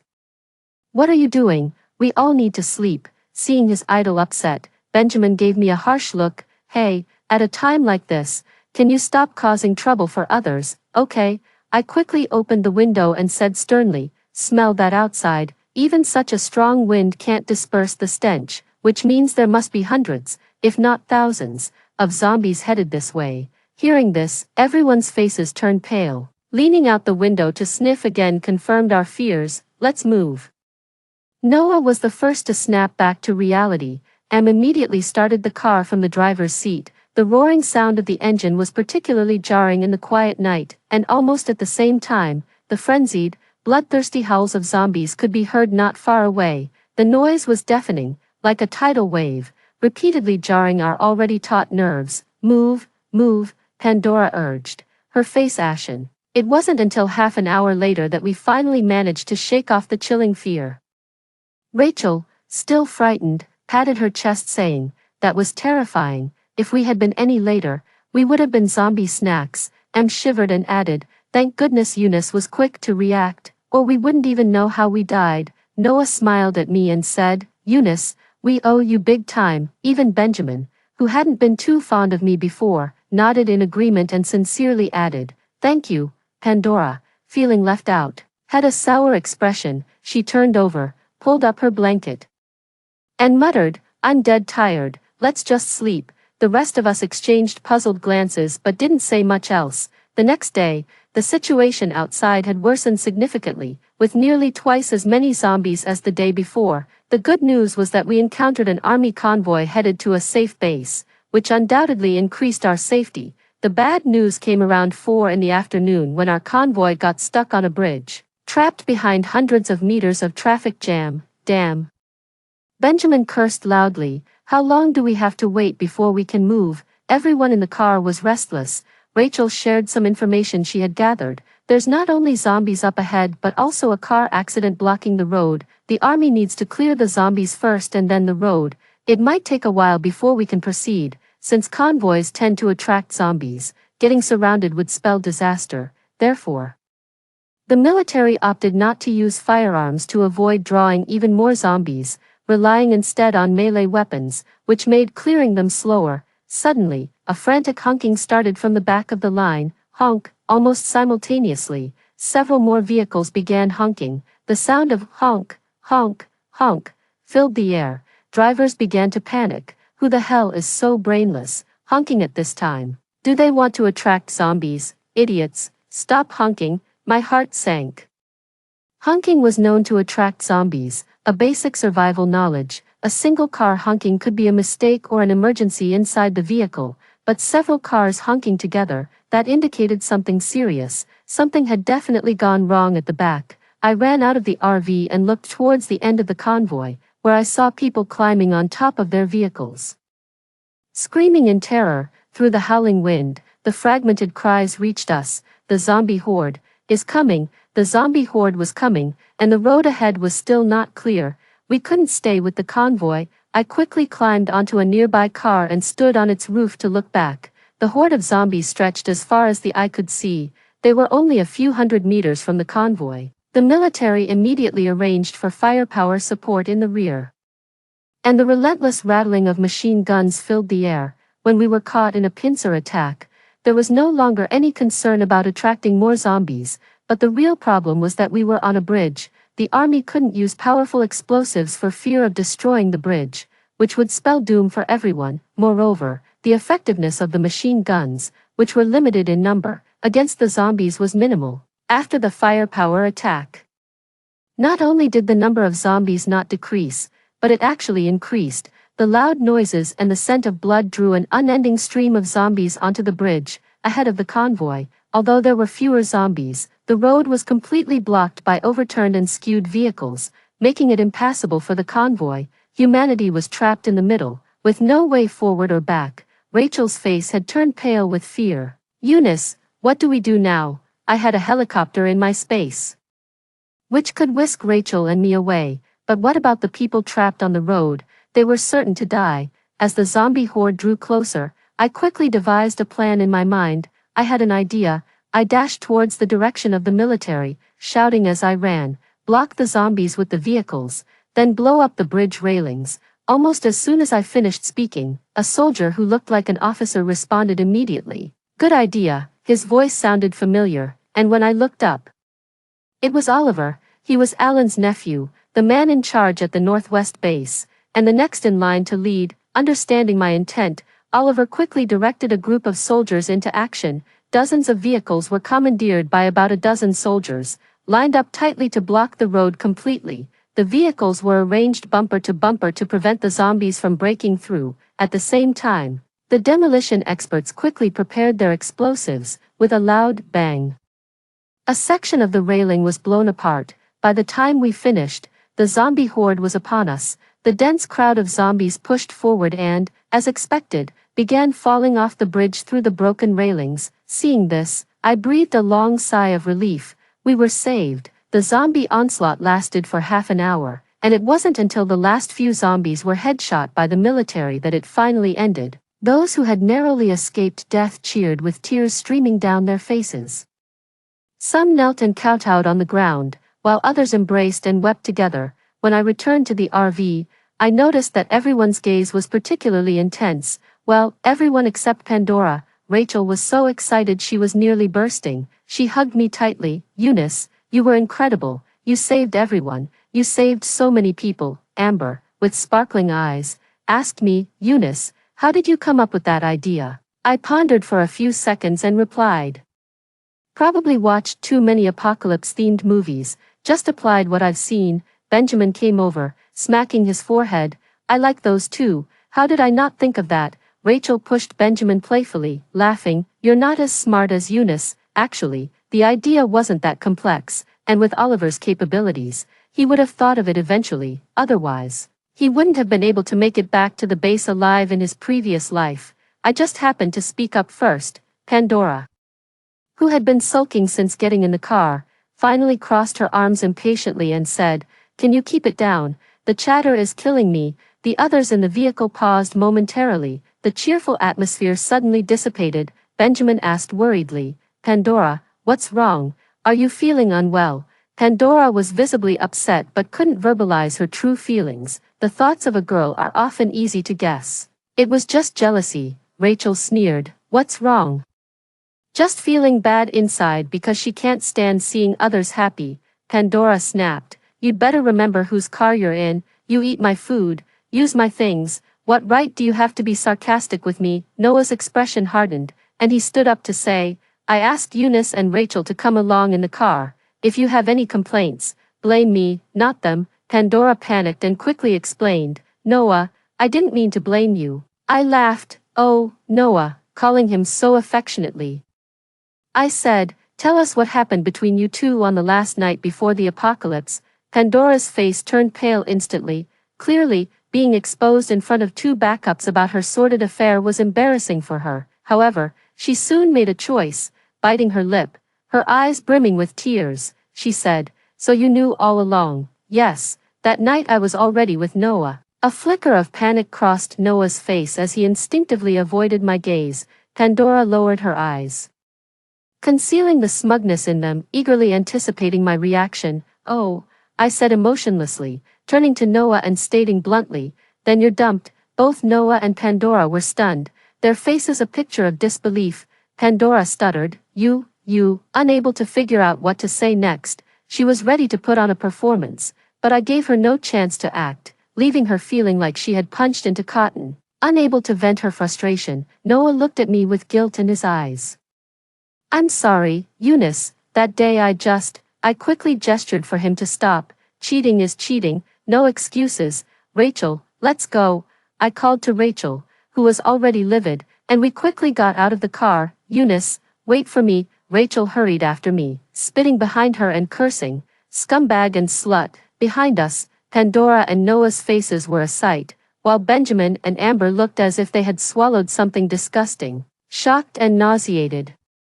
I headed straight for Oliver's military vehicle. Along the way, Rachel tried to comfort me in various ways. "Bitches with dogs are forever, jerks with chicks stick together." That made me burst out laughing. The poor girl thought I was heartbroken and looked at me with even more sympathy. When we reached Oliver's vehicle, the armed soldier recognized me, smiled, and asked, "Hey, it's you, what's up?" "I have a way to quickly clear the vehicles up ahead. Please take me to your leader," I said. The soldier, momentarily surprised and cautious, frisked us briefly before swiftly taking us to Oliver. Seeing me, Oliver straightened up and extended his right hand. "I haven't thanked you yet for saving everyone." I shook his hand with a smile. "I can help even more." After speaking, I pointed at a water cup nearby. Instantly, the cup vanished. Oliver was startled. With a flick of my finger, the cup reappeared on the table. I smiled slightly. "As you can see, I have the ability to teleport objects." Oliver's breathing quickened, his eyes filled with disbelief and a sense of treasuring a valuable find. I chose to be honest with Oliver because in my past life I had dealt with him and knew his character. Oliver possessed the authority and capability of a leader and, more importantly, he was steadfast and fair, truly a leader who could bring welfare to the people. Soldiers set up canvas curtains to block the view from the rear vehicles. I collected the wrecked cars into my space and threw them off the bridge. In just a few minutes, I had cleared the road. Seeing my abilities again, Oliver looked at me with even greater eagerness. I smiled at him. "If you ever need my help in the future, just let me know." Oliver looked at me intently and said, "All right." He wasn't shy to ask for help right away.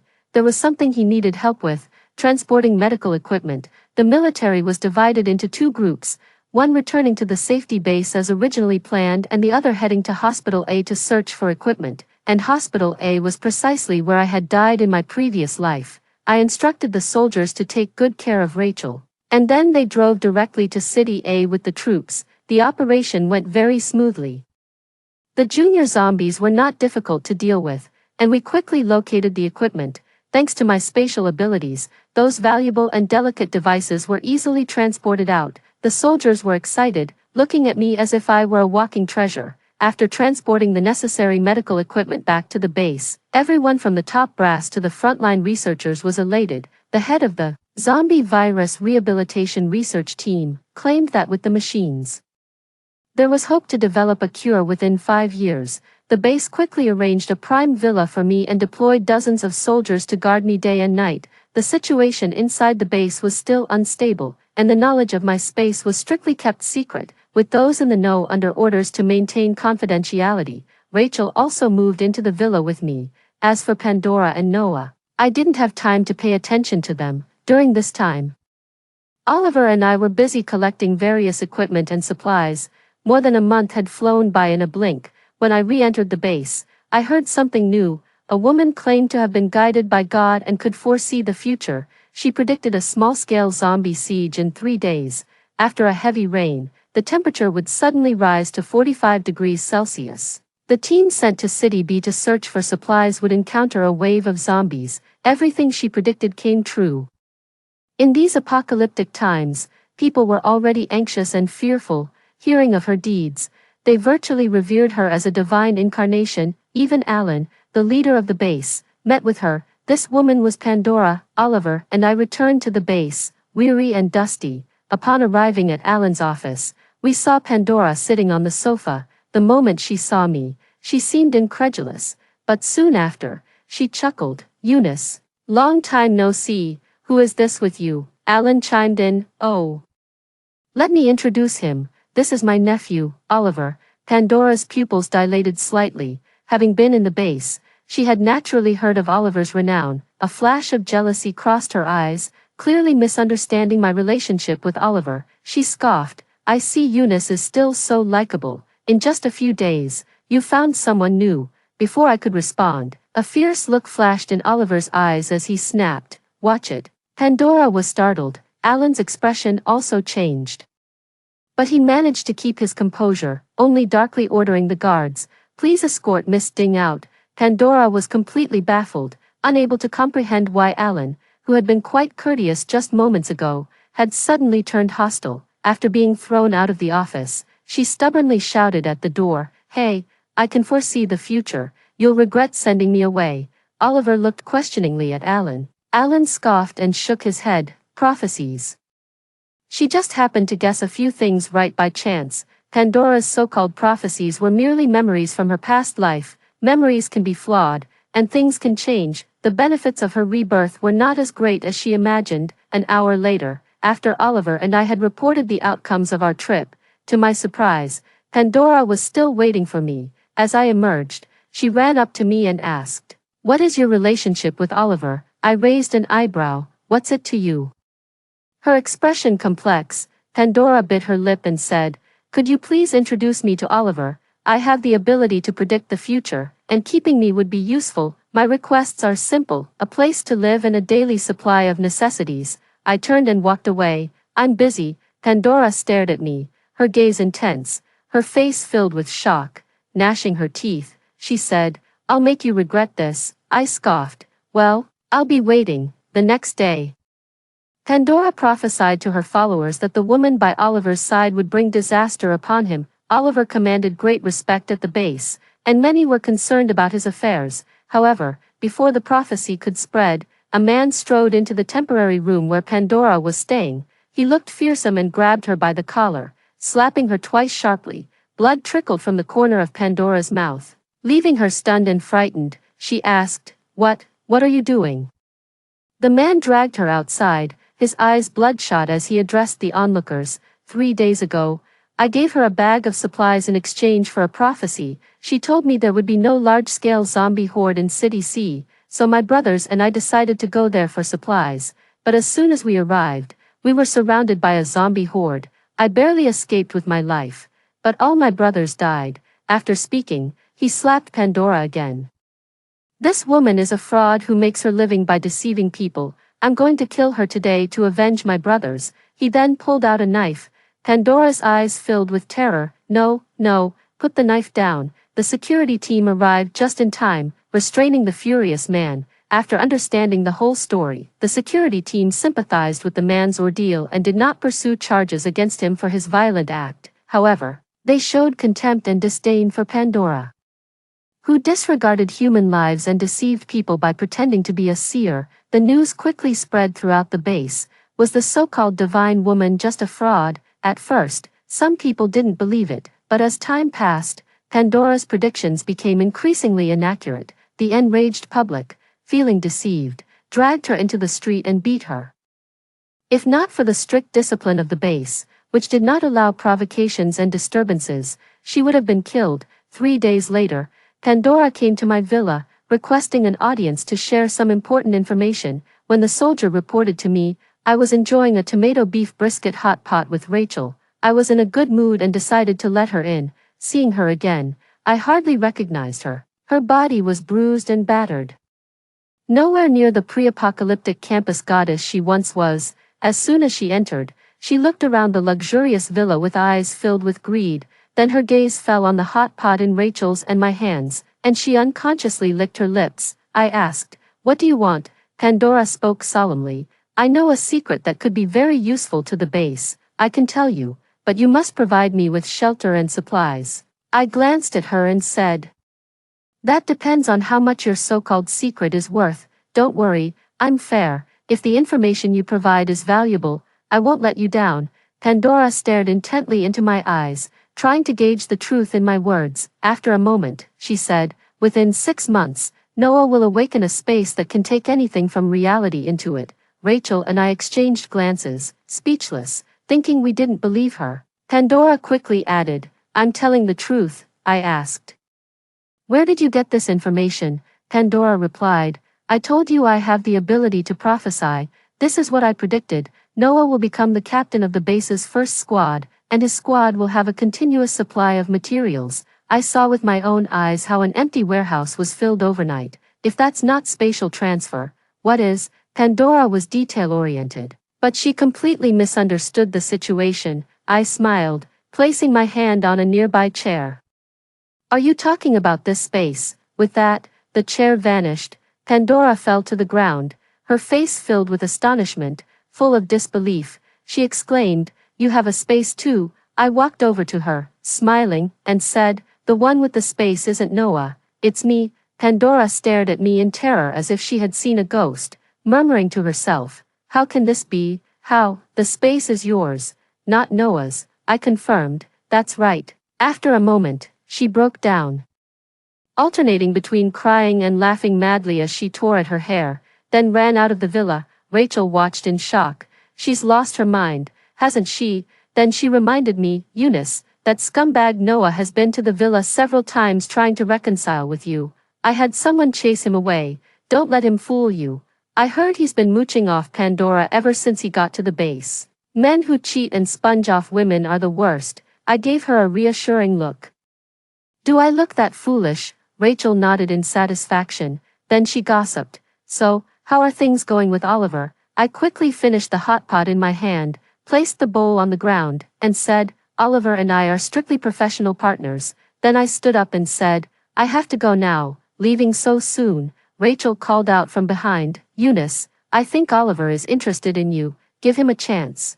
I have been busy with space imaging lately. Space imaging, as the name suggests, involves projecting images from my space for everyone at the base to see. In my previous life, this technology was on the verge of completion. In this life, I asked Oliver to help find the researchers and handed them the results to further their studies. This allowed the technology to be quickly developed. 3 days later, my space was officially revealed. The resources within were displayed to all the survivors in image form. The entire base was abuzz. In these apocalyptic times, lack of clothing is the least of worries. The deterioration of spirit is far more severe.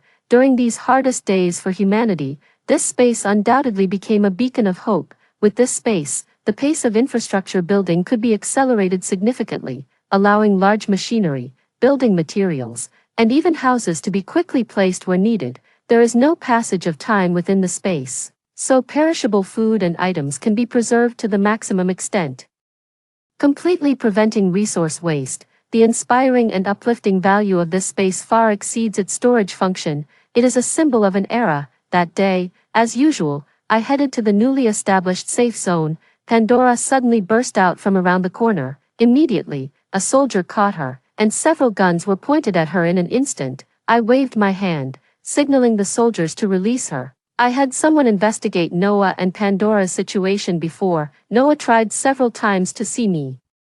But each time, the soldiers beat him up, and eventually, he didn't dare to come again. To make a living, he had to join a third-rate squad. His weak nature meant he wasn't cut out to be a key player, barely managing to survive. Pandora, just like in her previous life, had become a member of the red light district. I asked her indifferently, "What do you want?" Pandora, looking deranged, glared at me and said fiercely, "Eunice, you actually revealed the secret of the space.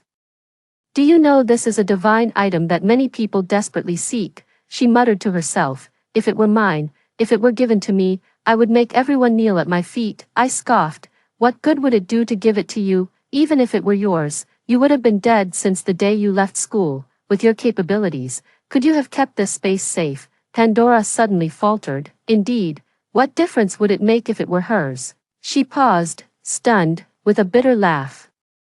"Madness was already taking its toll," she said. "Eunice, do you know, I have been reborn. I am the darling of the heavens. Why should you live so well, while I, reborn, live a life even worse than my last? Something must have gone wrong." The soldier guarding her glanced disdainfully, clearly regarding her as insane. I watched her steadily until she calmed down completely. I said, "In life, one must strive to overturn fate and live as one's true self. Heaven granted you a second chance at life.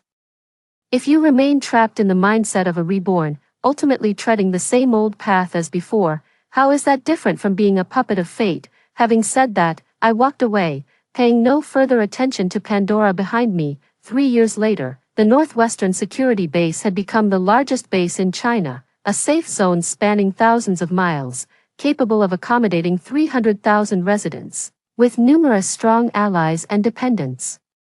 The crumbling social order was being rebuilt. I looked beyond the base towards the distant lands. To this day, our brethren still suffer from hunger and cold, their homes reduced to barren wastelands. The journey is far from over. Being reborn into this vast world, there is much to be achieved.